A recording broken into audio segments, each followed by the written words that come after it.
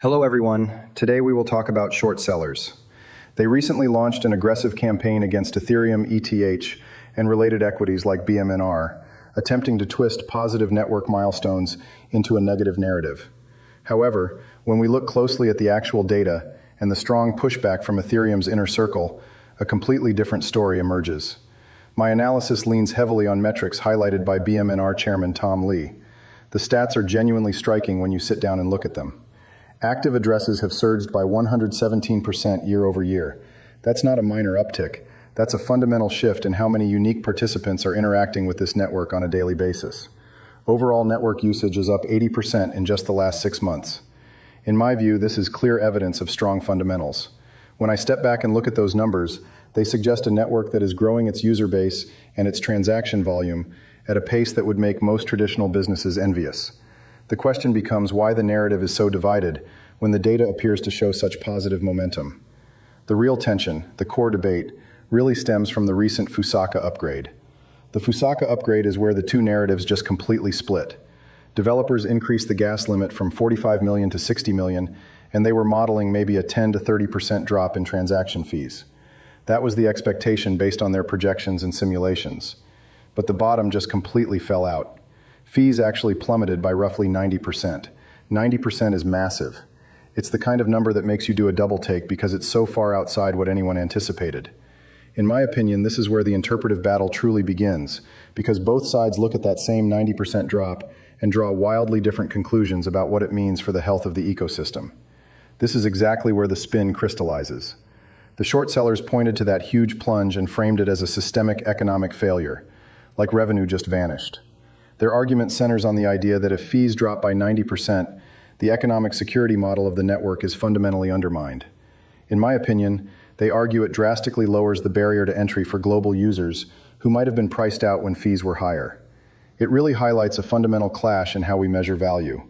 Legacy financial models view falling revenue as a crisis, but decentralized tech models view cheaper access as a catalyst for massive adoption.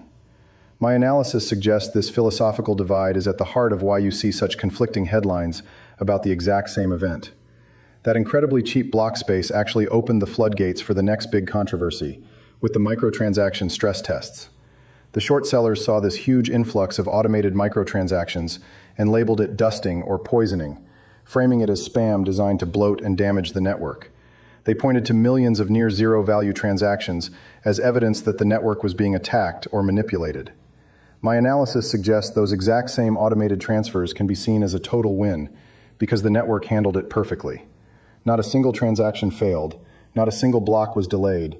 The system just absorbed the load and kept moving. In my view, this is actually a testament to the robustness of the infrastructure rather than evidence of some kind of attack. The Fusaka upgrade created so much cheap block space that it absorbed millions of these microtransactions without a hitch. The argument isn't that this is a bug. In my view, it's proof that the new scaling architecture handles heavy continuous loads effortlessly.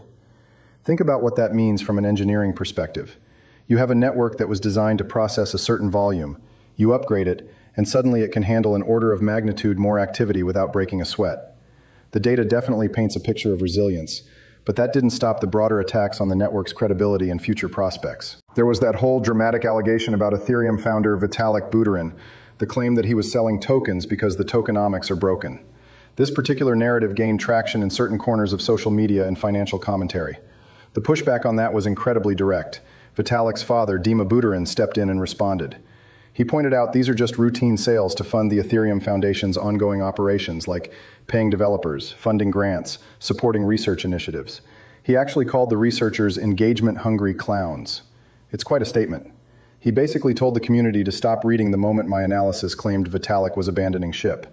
In my view, this moment captures something important about how information spreads in this space and how quickly narratives can take on a life of their own, regardless of the underlying facts. It's hard not to laugh at just the sheer bluntness of the crypto space compared to highly sanitized Wall Street PR. It is a stark contrast, but he was aggressively pushing back on the market manipulation narrative, reminding critics that funding an ecosystem's development is just a standard, necessary part of building it. Every major project requires operational funding, whether it's a traditional corporation or a decentralized network. The difference is that in traditional finance, these transactions happen behind closed doors and nobody questions them. In crypto, Every wallet movement is visible on-chain and can be scrutinized and misinterpreted by anyone with an internet connection and an agenda. Ultimately, what you are looking at here is a perfect case study in narrative spin. You take the exact same data points, a 90% drop in fees, a massive surge in automated microtransactions, and depending on who is telling the story, it's either a critical system failure or a flawless victory for accessibility.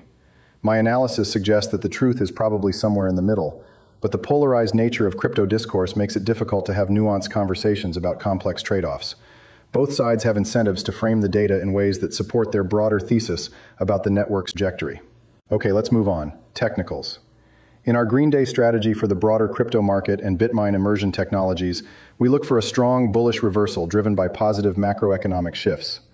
For Bitcoin, this means holding the critical 68,000 support level and aggressively breaking through the 71,500 resistance, setting its sights back on the 74,000 mark. This upward momentum would pull Ethereum along, requiring Ethereum to confidently defend the 1980 to 2080 zone and push past its immediate resistance at 2150. Because BMNR holds over 400 Ethereum tokens in its treasury, its valuation is directly tied to this price action. For a Green Day strategy on BMNR stock, which closed at 18.88 after a 7.22% drop, buyers need to step in with significant volume. The stock must reclaim the 20 EMA at 18.92 and definitively break above the daily VWAP at 19.17. If BMNR can sustain price action above 19.17, it signals a relief rally capable of testing the 50 MA at 19.03 and challenging the heavy resistance of the descending Ichimoku cloud. The MACD histogram curling upward from negative 0.039 suggests early signs of this momentum shift, giving buyers a clear target for a profitable setup. Shifting to our red day strategy, we prepare for continued downward pressure stemming from headwinds like rising oil prices and a strengthening US dollar. If Bitcoin fails to hold 68,000, we could see a rapid decline toward the 60,000 level, dragging the entire sector down. In this environment, Ethereum would likely face sharp ETF outflows and rejection at 2150, risking a steep fall down to the 1800 demand zone. This direct correlation spells trouble for BMNR. The stock currently displays a clear gap and intraday downtrend pattern, trading firmly below all major moving averages, including the 200 MA. In this bearish environment, the trend dictates selling the rips.